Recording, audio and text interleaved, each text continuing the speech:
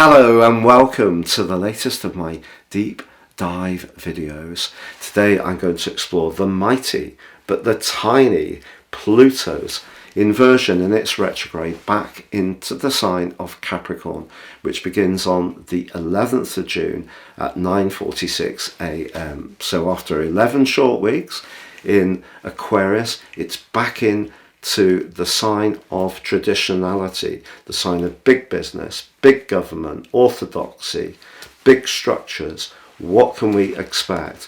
What more of a shakeout is likely between now and in this penultimate pass through the sign of Capricorn can we expect until Pluto enters Aquarius again on the 21st of January next year? And I need to share about why that's so significant, because it really is.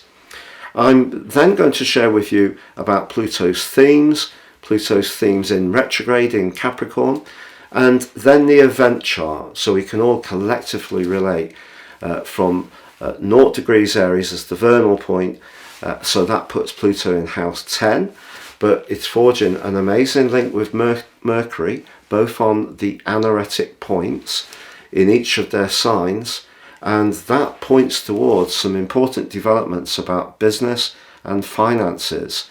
And finance is a hot topic for us all this year.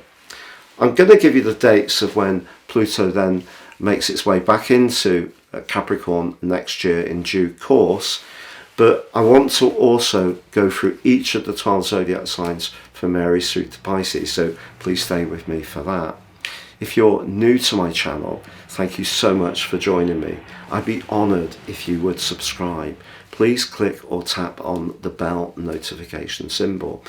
Your support means a lot to me. I don't take the easy way through explaining events. I do try to do it really properly, and that does take a lot of preparation, so any support you can give me would be deeply appreciated. If you're a returning visitor, thank you so much for joining me once more. If you'd like to get your free written daily horoscope fired to your device each morning, please see the subscription link beneath this video. So here we go. Pluto retrograde began on the 1st of May 2023, but it went into the sign of Aquarius on the 23rd of March after a 15-year journey which began in 2008 through the sign of Capricorn. Well, that's big stuff, because Capricorn is very much about the established order, and Pluto can be very much about change, transformation and rebirth. But naturally, the sign of Capricorn is much more conservative, so it can be very resistant to that kind of rebirth. But sometimes, because potentially power has not always been applied in the right kind of way, and Pluto, despite being tiny and despite having a disputed status in terms of whether it's formally a planet, it doesn't really matter what we call it, it's its influence which is so incredibly potent. But what it does eventually is tease into the open the things that anyone who holds the power and is not necessarily using it in the right kind of way wants to keep hidden, but ultimately it gets revealed. So we have seen some big busts in terms of notable players, whether it's in politics, business, show business, who have been exposed because they use their power in a way to have some kind of advantage over others. Now, we'd be naive to think that power battles don't go on in every single relationship in life, because they do at some level. Most of us just find ways to give and take a little bit and find solutions that are workable. But of course, the people who really want power very, very strongly are going to be the people that fight hardest to hold on to it. So the brief 11 weeks we had in the sign of Aquarius, as I predicted in my previous video, was not going to be a panacea around the change of that power, but it was going to see some other more detached realities become part of our social discourse. And the big one that's really, I did predict about this, but it has surprised me how much it's become part of everyone's dialogue so quickly and thinking is, of course, AI. And robotics and automation have been with us for a long time, but I just have a very humble belief that work gives us all a sense of purpose and a sense of structure. And even if we're talking about making universal payments for people to pursue their hobbies, as perhaps maybe become more of the case in time, I don't necessarily think that hobbies alone challenge us in quite the same way. But that's just my viewpoint. You may not agree. I'm a very creative person, so working hard on being creative is something that gives me a lot of identity. But other people may get a lot more pleasure from learning how to play an instrument, learning a language, learning more cultural things, which in itself is absolutely gorgeous. But let's just have a little bit of a look back at Pluto. So Pluto was first discovered, they thought, on February the 18th in 1930, but then some previous photographs that had been taken were re-examined, and it was found that Pluto was actually discovered on the 21st of January 1929. That just so happens the 21st of January is my birthday, but not 1929. So, but I've always felt a very strong Plutonian dimension to my life, even before I knew it was Pluto that was playing this out.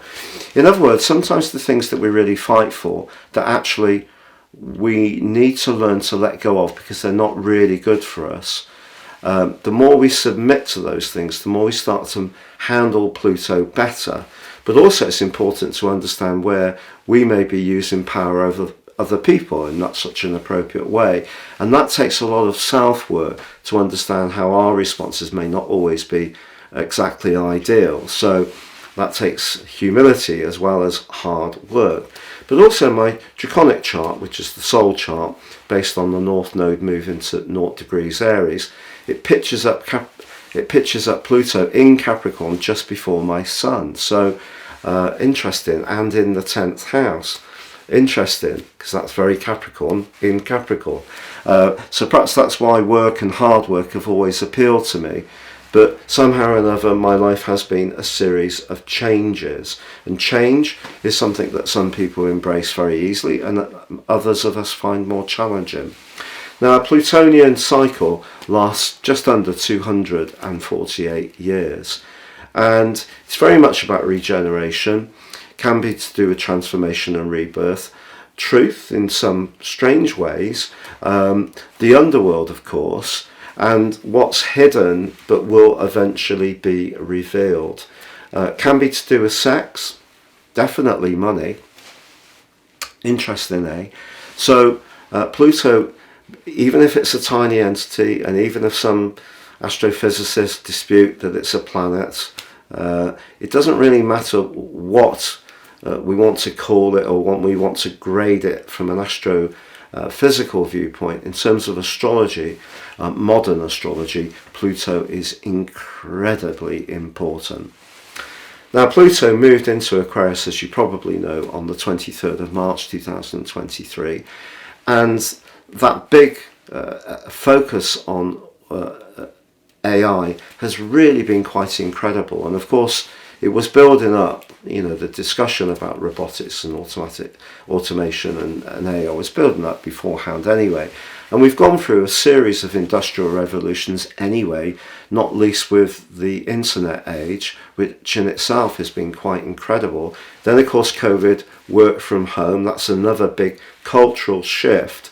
And but I think AI could be something that does potentially need some of the energy of Capricorn, i.e. because the sign of Aquarius has a duality, the Saturnian energy much more to do with continuity, and Uranian energy much more to do with progression. So I've read over the last few days about treating AI in a much more licensed and well-regulated way, and to me that sounds like a good blend of those two principles of Aquarius energy. But Pluto went into its retrograde on the 1st of May, and at that time it was at 0 degrees and 21 minutes Aquarius. Now, in the sign of Capricorn, it's very much about transforming big business, big corporation, big government. Even political parties themselves are going through some big changes. It seems that we're getting a lot of polarization in terms of different viewpoints. People taking much more severe and opposite positions and stances. But there is the potential for the breakdown of some of the old corporate powers in perhaps a positive way. The problem is, although we may have all thought that some big companies years ago held far too much sway, technology has actually had so much power. I personally feel, and I know that some people will disagree with me, I personally feel that big corporations have far more power than most governments in the world. I'm not talking about some of the more totalitarian governments, but certainly in the democratic world, I think big technological corporations have huge power, and they've known an awful lot about us for an awful long time. So in some ways, I think the genie is out the bottle. So maybe regulation could come through the more censorious energies of Saturn in Aquarius, but of course then there are the libertarians who will push back at that. But we could have a situation where democracy almost eats itself alive because everybody has such a strident opinion and we don't find much consensus. And that's where the Aquarius energy is interesting, because it can be rather dystopian and detached and cold and cool, or it can be hugely connected and humane and finding ways to collaborate and cooperate in ways that are good for us. But in the event chart, which I'm showing on the screen now, I've done this in solar astrology to just make it simple. It puts Pluto in house 10. So that gives people a big need for recognition in life. Would that be true of me, you might wonder? And to achieve positions of authority in their professional worldly sphere. But it's also important to understand how the desire for those positions can become more important than the conduct people use in order to get to that position of influence. So that's where it becomes key to not cheat and not take shortcuts and not connive in the way that we go about our goals and ambitions. And that's something that actually I do feel very strongly about, but I do have a lot of Aquarius in my chart. So it's at 29 degrees and 59 minutes as the retrograde begins, the anaretic point. But the interesting thing is that Mercury is at 29:57, an exact trine. And this particular influence gives great penetrative abilities, so it can cut right through into what's really important. And there's also a sextile to the combination between the Moon and Neptune in Pisces, but in house 12 in the solar chart. So that combination can bring some compassion to the precision of Mercury and Pluto's analysis if we choose to embrace it. But they can bring confusion as well, I feel. Hopefully there'll be a moderating influence, because I just have Mercury in Capricorn and Pluto in Virgo, so the other Earth triplicity.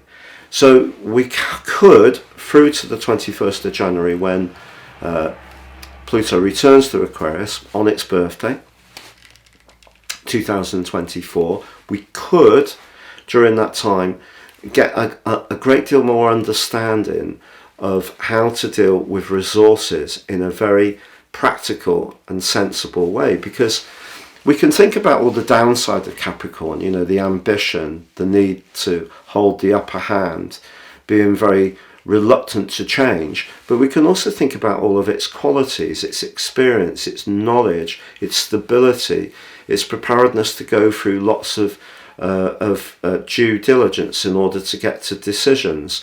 So it's a slower influence, but one that shouldn't be underestimated. And so I think that we can gain from this period of time. Now, the retrograde itself is going to finish on the 11th of October. And when Pluto gets back to Aquarius on the 21st of January is its birthday. So His birthday originally was thought to be the February the 18th, but 1930. But when they were looking back through some slides of pictures that had been taken of space the year before, they found it was actually the 21st of January. So really interesting. So it's going back to Aquarius on its birthday. But then it's going to be leaving Aquarius on the 2nd of September, going back into the sign of Capricorn before emerging into Aquarius on November the 19th, where it will be for a long period of time. So what I'm going to do is go through each of the 12 zodiac signs to give you a flavour of what I feel that Pluto in Capricorn will mean this time round. Because remember, because it was there for such a long period of time, it does, when we have transitions going through particular zodiac signs, it does give us a chance to kind of practice them. I think Saturn's a classic example. It has 3 passes through each zodiac sign, and usually by the time it gets to the end, we kind of get in the hang of it. So the other thing to say is that as Pluto moves backwards and inverts back to the most extreme point in Capricorn at 27 degrees 53 minutes, and is very close to that 1776 USA mundane natal position of Pluto, that's still within the last 2.5 degrees of the sign of Capricorn. So in the 12th harmonic, which is a Vedic astrology approach where you divide each of the 30 degrees by 12 and you get a division of 2.5 degrees, that last dward is Sagittarius. So a big part of what we're going to see between now and January the 21st is going to be about international affairs. It is going to be about borders. It is going to be about big money. It is going to be about big government. And of course, Pluto can be quite warlike, especially as it's in a conjunction with Mars in the 7th house in the Chinese natal horoscope. And we're going to have Mars passing over that point of Mars and point of Pluto in June this month, shortly, next week, I think. And that's going to be really interesting. If we get through that point, it will be very, very promising that they're not going to follow the incursion into the Ukraine by Russia, by invading Taiwan, going to do things more subtly. It's looking a little bit more hopeful that that will be the case because they've seen what a mess Ukraine is. So, but for sure, by the 21st of January next year, which is a very important date in the US calendar, 20th, 21st, often when inaugurations of presidents formally occur, not when they're voted in.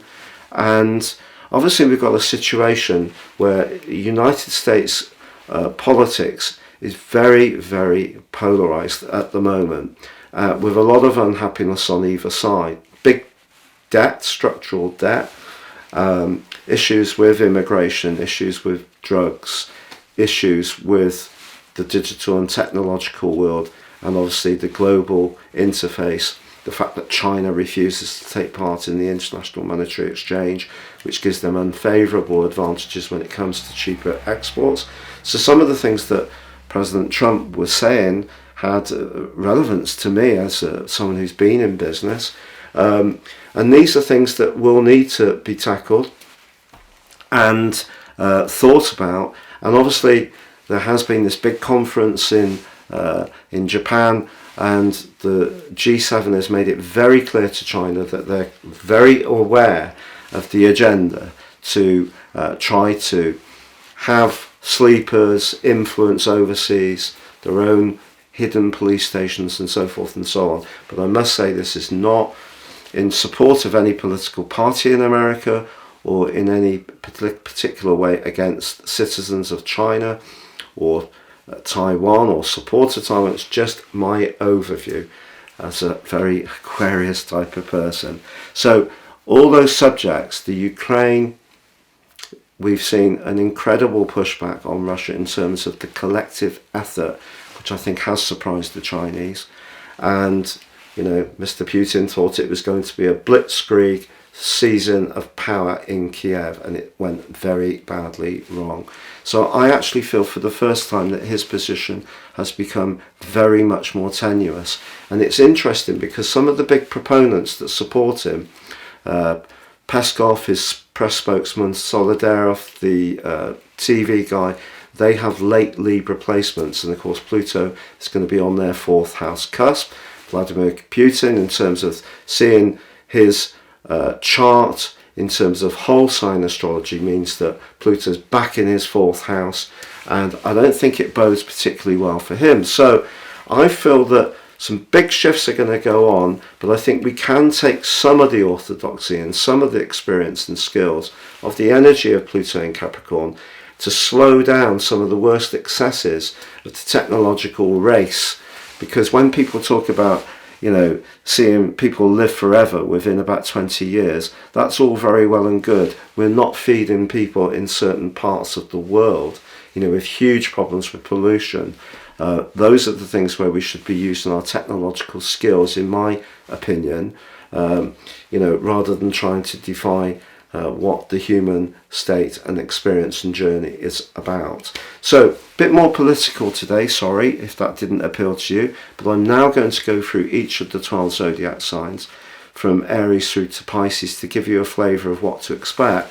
However, if you would like to really dive deep and understand what serious astrology can do for you, if you have 3 pieces of personal birth data of time, date and place of birth, please share them with me and I can do your life roadmap report, and with my special offer, your 12-month forecast, totally unique to you, Syrian insights. Don't know your time, got new reports which are proven very popular with people because I don't create a false ascendant. There's no ascendant in them. And yes, the moon has to be calculated at noon, unfortunately, because it moves 3 times a day. Essentially it's moving all day, but in terms of if we don't know the time, noon kind of works best, but no ascendant, so the ascendant is essentially the sun. So if you're into sun sign astrology, that will work best for you. So Aries, if you're born quite late in Aries, just before the sun moves into the sign of Taurus, I think that this event is going to have a much greater impact on you, and potentially there are still big transformations that are going on in your situation, but possibly most of all around where you work, what your role in life is about. If you're born earlier in Aries, I think this is actually quite an opportunity for you to develop your talents, but also widen up your world and be more experimental. You have a reputation as someone who goes into situations with a great deal of gusto and doesn't worry about what anyone else thinks, and you know, it's all thunder and bing bang and so forth. I'm not so keen on these very simple archetypes for each zodiac sign, because none of us is just our sun sign. You know, we are a complex blend of different influences. So I feel that if you are earlier in the sign of Aries, new knowledge is definitely going to be a key for you right through to the time of when Pluto makes it back to Aquarius, and it's not going to end at that point. And the same if you're born later on in the sign of Aries. If you're researching new ways of working, it's not necessarily going to be an end position, because for us all with Pluto, we have to keep evolving. There's not really a choice. So some evolution's going on in your situation. Some of it's pushing you, I think, with other planetary influences this year to take more charge and actually really embrace those more Aries vibes of being more individualistic. But if you're someone who's always liked the safety of working in an organisation where, you know, you've been there some while, people know who you are, that type of thing may give you a degree of comfort. That might be exactly the part of your nature that you need to challenge, because although you could stay in that, possibly, it might not actually be feeding you. And that's the whole crux of what Pluto energy is about. Now Taurus, for you, again, it depends where Pluto is, where the sun is in your sign. If you're born right at the start of Taurus, the chances of some big challenges around your professional situation are quite strong, and you also must make sure that you're looking after yourself pretty well, which you may say, that's a cheek, Patrick, you're not very well today, and I apologise for that cheek. So we all have to take responsibility for our own health, of course, but I just wouldn't push yourself too hard in the desire to gain recognition. If you're born later in the sign of Taurus, however, this can be an exciting change, but one that does ask you to really be very honest about some of your approaches to the more psychological domain, which is not something that you may necessarily have a problem with. It's just that we all have to be conscious of our mortality. Pluto flags up that mortality. So if you're born right towards the end, towards Gemini, just be conscious of that. But for Taurus people, I think Pluto was so wonderful for you since 2008, because along with Uranus since 2019 full time, it's given you a lot of encouragement to be a freer spirit, to be more experimental, to not just stay with what you know. So that's the plan, to keep evolving, keep changing, don't try to block or inhibit it. Gemini, for you, the position of Pluto back in the 8th house can ask some very deep questions about what you want from your life. You've also got Saturn in the 10th house of work, and that cluster of influence is in house 12. So this adds more to the psychological spectrum, if you like. Now, because your sign is air and logical, you can resist that, because you would rather at times work through the prism of your mind, because that means that you can respond to things quickly, speedily, amusingly, and retain a degree of power. But you may find that events don't necessarily just work, or situations don't work the same as they have for you in the past, because something's been begun a long time ago for you, which is asking you to tap into something much more profound, and you can't step off. You may have felt a bit of a desire to have a freer period over the last 11 weeks, but you're back into it now, and this can be at a financial level as well as anything to do with sex, intimacy, life and death. All these things can be topics that you may have to consider more deeply right through to January the 21st next year. Which brings us to Cancer. Pluto back into house 7. Some big relationship challenges, tests, endings, losses possible since 2008. Are there going to be some more? Well, it depends. If you've got a planetary influence right at the end of Cancer, entirely possible, yes. It may be that you've left a situation where you felt someone was trying to be too powerful over you and you've wanted to take your power back, or it may be that you felt that you couldn't get your voice heard, such as in a bigger organisation.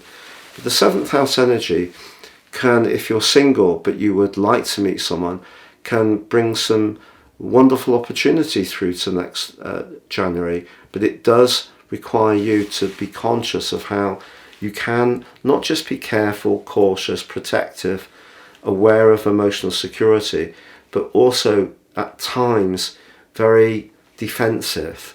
And Pluto's asking you to have more confidence about that point, that you connect with others, less fearful. So have exchanges. Know it's okay to have friction, and you can still evolve. Leo. Now, the interesting thing for you, being a fire sign ruled by the sun, in some ways a very regal influence, of course, is that Pluto, since 2008, saw you sacrificing a lot for others. And that hasn't always been easy. And you've got a bit more of a taste of it. Now, it could be looking after your grandkids a bit more. Maybe you're going to get a new pet. Maybe you're going to be someone who gets more into making, which is very Virgoan. And of course, if you're someone who likes to transform things, whether it's an upcycle project or just quite seriously, helping people in your community through a voluntary role on the food bank or the local village committee or whatever it is, these are all very, very worthy things. And Pluto in the 6th house, as it will be, could be good for that. But it's also asking you to be aware of any need for transformation in your life around where you may feel that providing a service to others is beneath you. Or you may feel that you have no problems with your health, fitness, well-being, and you will carry on doing what you want, when you want, whatever is being reported in the news, because that suits you. Now that doesn't sound like a very generous characterization of where you are, but I think we all have a bit of that there are certain things that we can justify that we should do. So I think Pluto's asking you to be really self-honest and a bit critical, self-critical, about some things that you can evolve around food, drink and diet. Could be true also around work. Now, Virgo, for you, Pluto moving back into the 5th house, because you've got Venus and Mars in house 12, Saturn and Neptune in 7, and on this event Moon in 7 too, you've got a relationship that's not working, a romantic relationship. There's going to be a big shakeout between now and the 21st of January. I'm sorry, but it's true. If you're wanting a relationship to develop, there's a huge opportunity, but it's not binary. It's not one or the other. You can still work at a relationship that isn't perfect, because most of them aren't. They all require application. The thing with yourself is that because you can, I think it would be right to say, not so much be a perfectionist, but you can be very aware of the things that you're not pleased about. And it gets harder for you to then just open the lens up and see the bigger picture, because those smaller things seem so large. So I think it's important with this to just set the lens a bit bigger. But certainly if something isn't working and there isn't a sense of growth, then that's the thing. If there's no growth, whether it's around a romantic situation, your talents and interests, or around your just expressing your creativity, that's where you really need to be asking questions. Libra, wow, Pluto. With my ascendant at 23 Libra, of course when Pluto was at 23 Capricorn, big change, moved home, because it's on the 4th house cusp. And then if you take my sun, Aquarius, Uranus in house 4, what happens? 2 home moves, could be a third soon. And so, but that doesn't come without a lot of change, and change means either packing things up, clearing things out, shifting things that we don't really need anymore, deciding what's a real priority. But we can also be doing that at an emotional level, and the 4th house is about our feelings, but it's also unfortunately about our families. And some of us can come from families where we may be blood relatives, but we have, it seems, no emotional connection, and that is very painful to discover. That you can keep trying for years to make it work, but if the other people have decided that they were never connected to you, however much you try, it ain't going to work. So if there were painful lessons since 2008 for you around your family, around a close relationship, your extended family, around your immediate environment, there could be a few more in the locker through to next January. But it's also an opportunity to see how far you've come and actually push something over the finishing line. As if we ever completely finish with Pluto, because once we get to the finishing line, it's a bit like that super tanker. It's still moving, just moving slowly. Scorpio, Pluto, your higher octave ruler, modern ruler, and back into your sector of ideas. It's been in your sector of home emotional. If you made some changes to your home since March, if you have, you've been doing an upgrade, wouldn't be a surprise. Now it's back into your ideas, your neighbours, your siblings, your mode of short journeying. Those are the areas that may require further investigation. If you're someone who tends to be very welded to particular belief systems, you could find yourself in some tasty exchanges between now and the 21st of January. So when we stand in a particular viewpoint, and we've seen this in the world at large, people will comment on everything these days. Everyone's got an opinion, it would seem. Everyone is probably strong, because a lot of people won't go near social media because they instinctively feel it won't be good for them, which is actually probably very wise. But it is good that we have citizen viewpoints, because if we go back to how it used to be 30, 40 years ago, the power of the press, for example, Pluto in Sagittarius, in terms of the philosophies, Pluto in Capricorn, who had the money, was in some ways corrupting, or could be. So when we have more individual views, we can challenge that mass. But also, because you can be very direct and confrontational about the things you don't like, just be aware that other people can be more like that towards you. Sagittarius, Pluto back into house 2.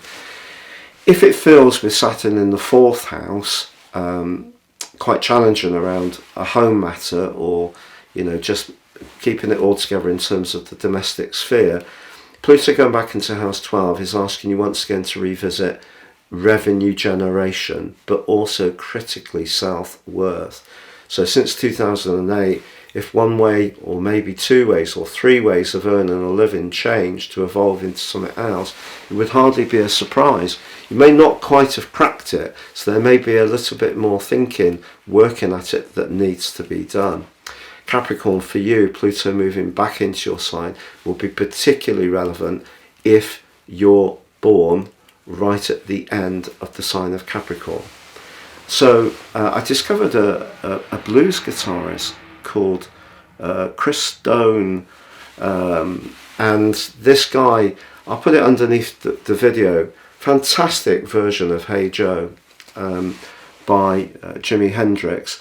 And this guy's born on the 19th of January, so he's going to be transformed by this. He's going to reach a much bigger audience. More people will become aware of his talent. He's not just an amazing guitarist, but an amazing singer too.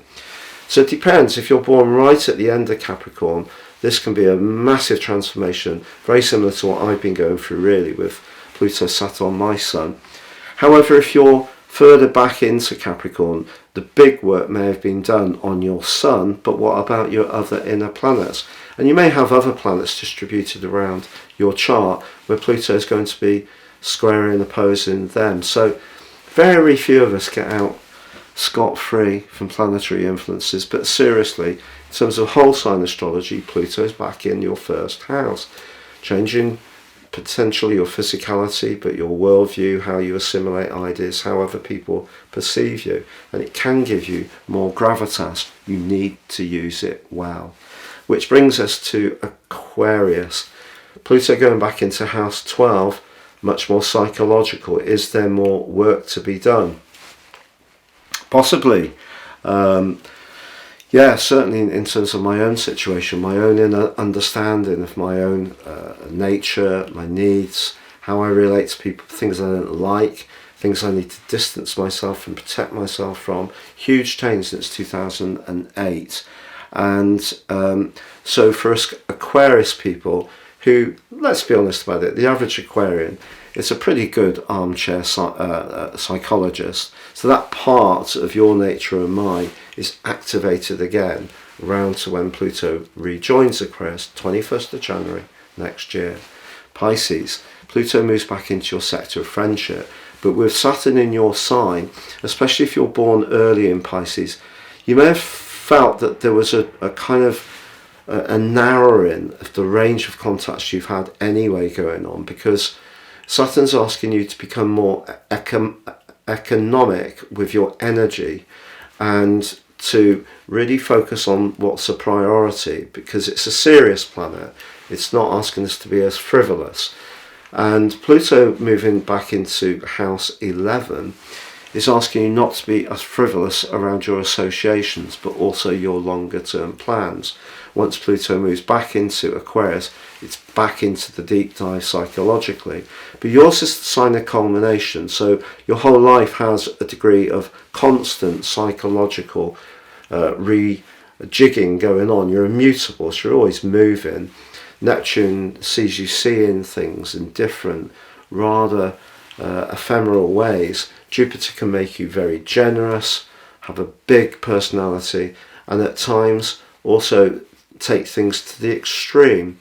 So I feel that around friendships, if you have felt there has been a cooling off. I think what Pluto's asking you to do is think about the more spiritual, would be a strong word, certainly the more inspirational side of life, where you get into that point of your being where you're the best version of yourself. If you can reach into that between now and the 21st of January next year, that is your best bet. It's been a real pleasure being with you. Thank you so much for bearing with me with this heavy cold. Take care. Please like, comment or subscribe.